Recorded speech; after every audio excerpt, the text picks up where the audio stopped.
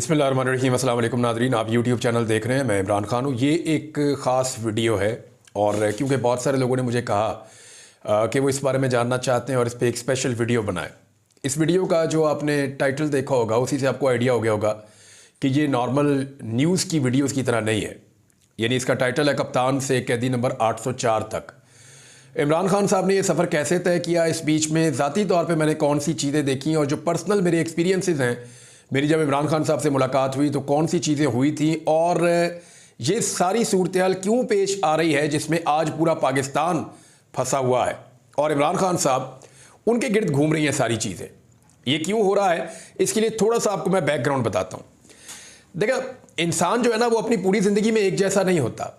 बचपन में वो किसी और तरह होता है, तालीम हासिल करके फिर किसी और तरह होता है, ज़िंदगी के नशेबो फराज गुजारता है तो किसी और तरह होता है, मुश्किलात में से गुजरता है, परेशानियों से गुजरता है तो कुछ और सीखता है।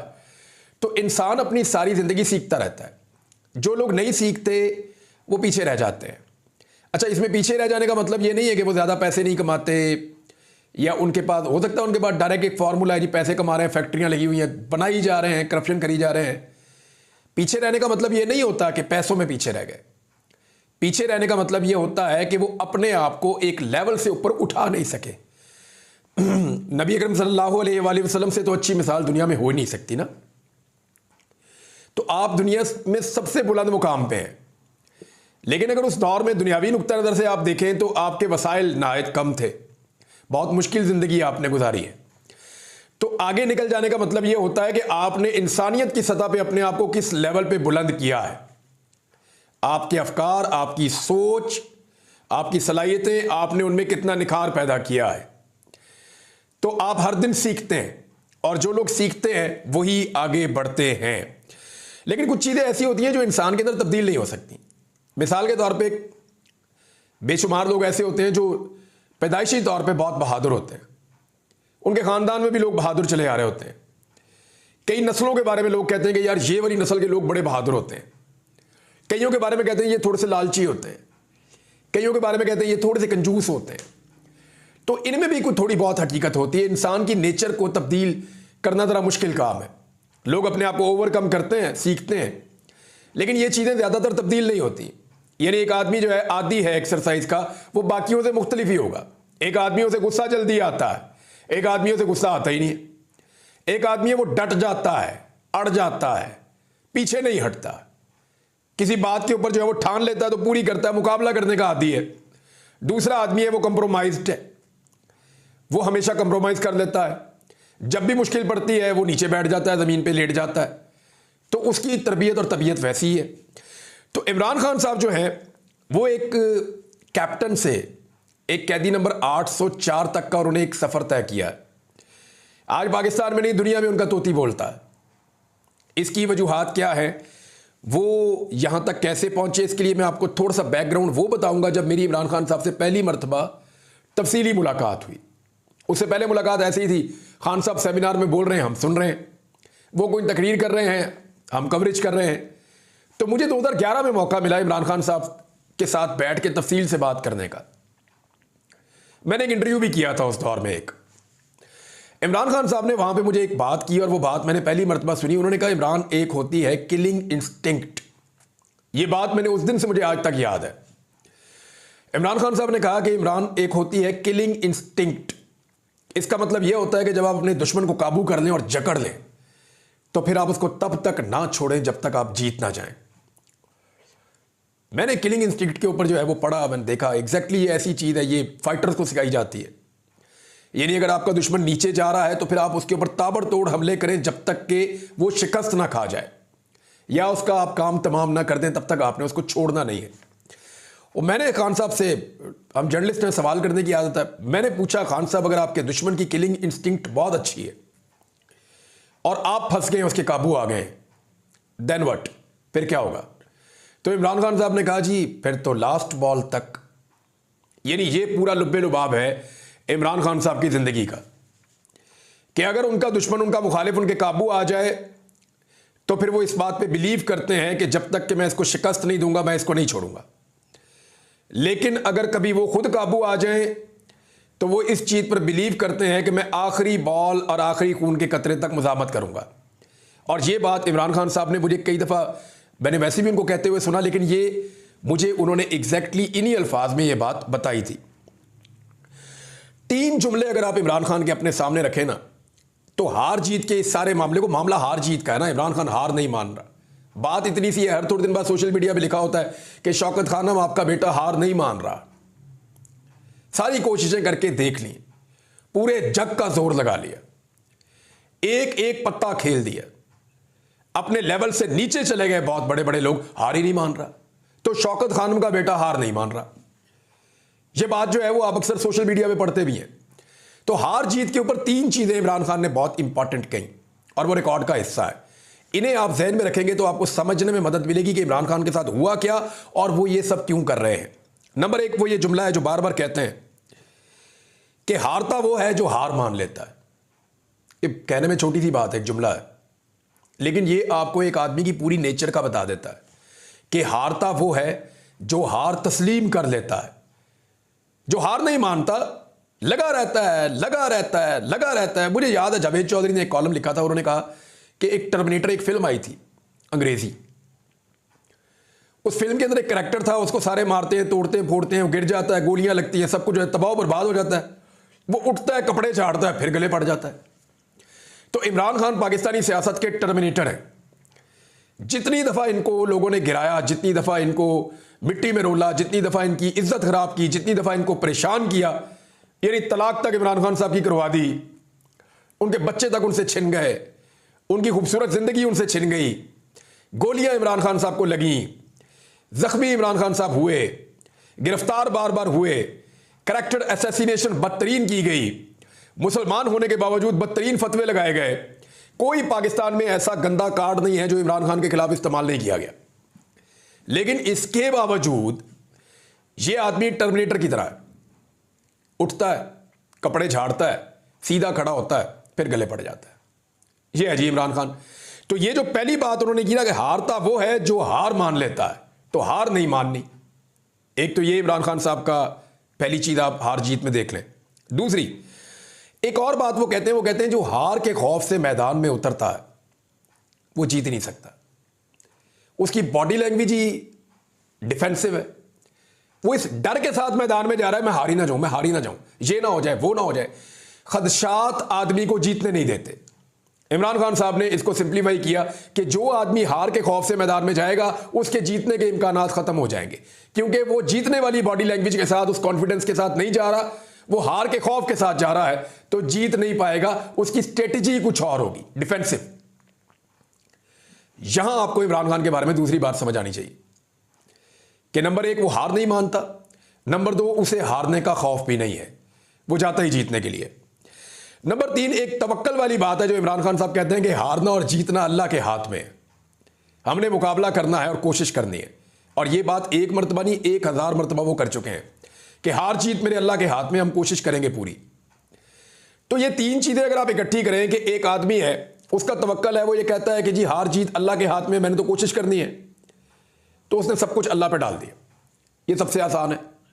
नंबर 2 वो आदमी ये कहता है कि मैं हार नहीं मानूंगा कभी, क्योंकि मैं अगर हार मानूंगा तो हारूंगा ना, मैं तो हार ही नहीं मानूंगा। तीसरा वो आदमी ये कहता है कि मैं हार का खौफ भी नहीं रखता, क्योंकि ये मेरी जीत के रास्ते की रुकावट है। इन 3 चीजों को आप इकट्ठा करें तो आपको आइडिया हो जाएगा कि ये आदमी हार क्यों नहीं मान रहा। अब आपको ये समझने के बाद इल्म हो जाना चाहिए कि अपने जो बुनियादी फैसले हैं उनमें इमरान खान साहब का लेवल क्या है। जो उन्होंने ठान लिया वो उन्होंने करके दिखाया, हमने ये देखा। बदतरीन हालात में इमरान खान साहब ने सर्वाइव किया। उनकी ट्रेनिंग भी ऐसी हुई है इमरान खान साहब की। जिंदगी में एक नहीं 1000 मरतबा ऐसे मौके हैं जिनकी मिसाल दी जा सकती है कि इमरान खान साहब ने एक नया स्टार्ट लिया। यानी हर थोड़े दिन के बाद आपको लग जाता है कि एक नया स्टार्ट लिया, और वो जिंदगी में सीखते हैं। ये वाहिद आदमी है जो अपनी गलतियां तस्लीम कर देता है। हाँ ये काम मैंने गलत किया था, मैंने इससे सीख लिया, मैं अब नहीं करूंगा। हाँ ये काम मैंने गलत किया था, मैंने इससे सीख लिया, मैं अब नहीं करूंगा। हाँ ये वाला काम भी मैंने गलत किया था, मैंने इससे सीख लिया, मैं अब नहीं करूंगा। और वो गलतियां नहीं दोहराते, हर दफा एक नई गलती करते हैं और उससे सीखते हैं। देखिए जो आदमी एक्ट करता है ना, या कुछ कर रहा होता है या मुतहर्रिक होता है, वही गलतियां सही करता है। जो सिस्टम का हिस्सा होता है ना, वो उसमें गलती नहीं कर सकता। आपके पाकिस्तान में आपको आदत पड़ी हुई है, सारे के सारे सियासतदान जो हैं वो सिस्टम का हिस्सा है। तो जो सिस्टम के पुर्जे हैं वो सिस्टम के अंदर रहकर काम करते हैं, वो गलती कैसे करेंगे? एक आदमी जो सिस्टम को ठीक करने आया है वो सिस्टम से बाहर निकल के काम करता है, वो गलती कर सकता है, वो नई चीज ट्राई कर सकता है, वो चीज गलत हो सकती है, वो चीज सही हो सकती है और वो उसमें सीखता भी है। तो एक जमूद जो पाकिस्तान की सियासत के ऊपर है उसको तोड़ा इमरान खान साहब ने। इस वक्त पाकिस्तान में क्या हो रहा है, या इमरान खान के साथ सियासी नुक्ता नजर से रजीम चेंज से लेके अब तक उनके इक्तदार में आना, उससे पहले क्या हुआ, कब उनके एस्टेब्लिशमेंट से अच्छे ताल्लुकात थे, कब उनके बुरे ताल्लुकात थे, एस्टेब्लिशमेंट ने उन्हें कहां धोखा दिया, एस्टेब्लिशमेंट को उनसे क्या शिकवे हैं, ये सारी चीजें आप एक तरफ रख दें, क्योंकि ये वो बातें हैं जो पाकिस्तान का एक एक बच्चा इस वक्त जानता है। जो नहीं जानता वो मैं आपको बताता हूं कि इमरान खान इस हद तक क्यों डट गया। ये बुनियादी चीज ना इमरान खान साहब की साइकोलॉजी किसी को समझ नहीं आ रही। देखें, बड़ी बात तो ये है कि पाकिस्तान के लिए कुछ करना है, वो तो मैं भी सोचता हूं, आप भी सोचते हैं, हम सब सोचते हैं, लेकिन इस लेवल तक एक आदमी कैसे डट गया, इसको समझे, उनके दिमाग में आपको देखना पड़ेगा कि इमरान खान एक्चुअली है क्या। अब सारे के सारे हैरान हैं, इमरान खान साहब के मुखालिफिन हैरान है, उनको जेल में डालने वाले हैरान है, हर बंदा परेशान है कि इसको हो क्या गया भाई, हमने तो सोचा ही नहीं था कि ये ऐसा आदमी होगा, हमने इसको गोश्त पोस्ट का इंसान समझा था, ये स्टील के नर्व्स वाला आदमी है, हमने बदतरीन इसको जेल के अंदर रखा है। जरदारी साहब कोठियों में रहते थे, नवाज शरीफ साहब एंजॉय करते थे, उनकी जेलें जेलें ही नहीं होती थी।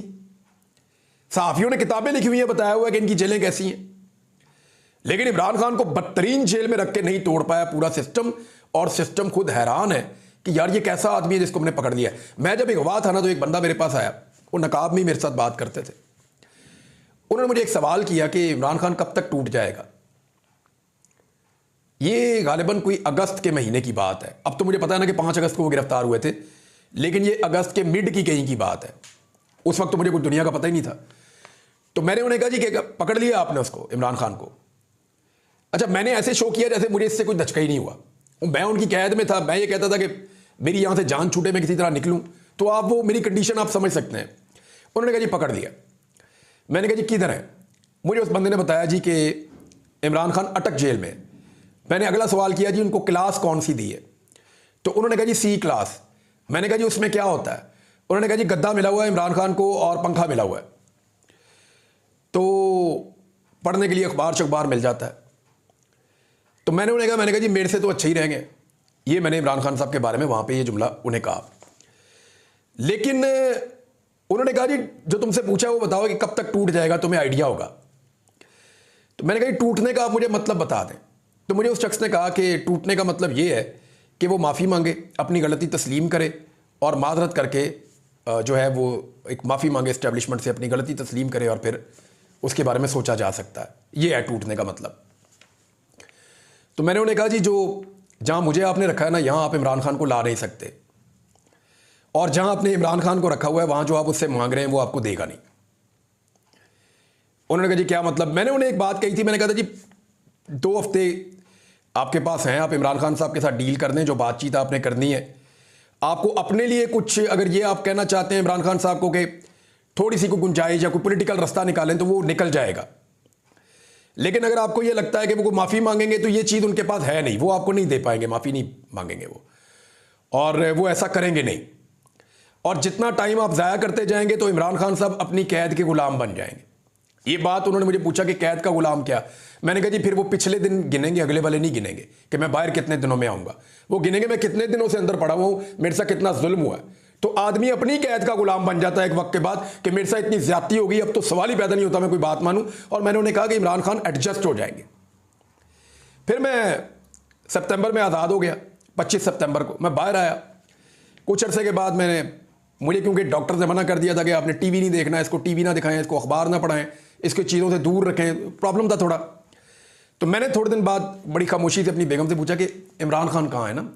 चंद दिन के बाद वो मेरी शक्ल देखना शुरू होगी कि ये अभी भी वहीं खड़ा हुआ है। उसने मुझे कहा कि वो तो कैद है, जेल में है ना अभी। मुझे वैसे लोगों ने थोड़ा बहुत बताया हुआ था, तो मैंने कहा मुझे थोड़ा सा डिटेल बताओ। तो फिर मैंने देखा कि इमरान खान साहब ने एक स्टेटमेंट दिया, उन्हें किसी एक जेल से दूसरी जेल में शिफ्ट किया जा रहा था अडियाला में, तो उन्होंने कहा मुझे वहीं रहने दो, मैं एडजस्ट हो गया हूं। तो मैंने सोचा कि यही बात मैं बताकर आया था। देखिए इमरान खान का प्रॉब्लम क्या है, वो 1971 में उन्होंने पाकिस्तान की तरफ से पहला क्रिकेट मैच खेला, तब वो बन गए पाकिस्तान के कौमी हीरो इमरान खान साहब। खूबसूरत आदमी था, जवान आदमी था, 6 फुट 2 इंच का कद है, ज़बरदस्त फास्ट बॉलर है। और इमरान खान के बाद क्रिकेट पाकिस्तान के अंदर मकबूल तरीन खेल बनता गया। इमरान खान साहब ने 1992 तक 21 साल तक लगातार एक हीरो का स्टेटस एंजॉय किया है। दुनिया में जो हीरो की उम्र होती है ना, वो थोड़ी सी होती है, ऐसे मेरे ख्याल में कितनी होती है उम्र हीरो की? 2 साल, 4 साल, 6 साल, 10 साल, 15 साल। हीरो की उम्र ज़्यादा नहीं होती। नए हीरोज आ जाते हैं, वो हीरो पीछे चला जाता है। लेकिन मजे की बात यह है कि आज भी क्रिकेट का नाम लेते हैं तो लोग इमरान खान का नाम लेते हैं और किसी का नहीं लेते। आज भी अगर सारे क्रिकेटर्स को आप इकट्ठा कर दें, जो आज वाले हैं, कल वाले हैं, परसों वाले हैं, इमरान खान साहब के टाइम के, उनसे पहले वाले हैं, इमरान खान को बीच में खड़ा करें तो लोग इनको हीरो बोलेंगे। इमरान खान ने अपना स्टेटस क्रिकेट हीरो का 21 साल तक एंजॉय किया और वर्ल्ड कप जीतकर रिटायरमेंट ली।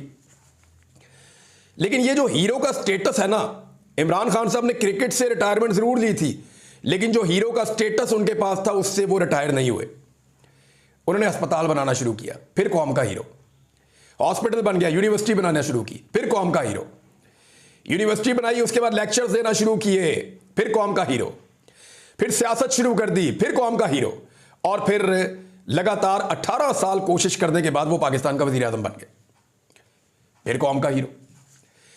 इमरान खान साहब के बाद जब चॉइस आई इक्तदार में और कंप्रोमाइज करना पड़ा उन्हें अपना हीरो का स्टेटस, तो गौर कीजिएगा कि इमरान खान साहब ने कौम को चूज किया कि मैं कौम के साथ खड़ा हूंगा, कंप्रोमाइज नहीं किया, इक्तदार चला गया।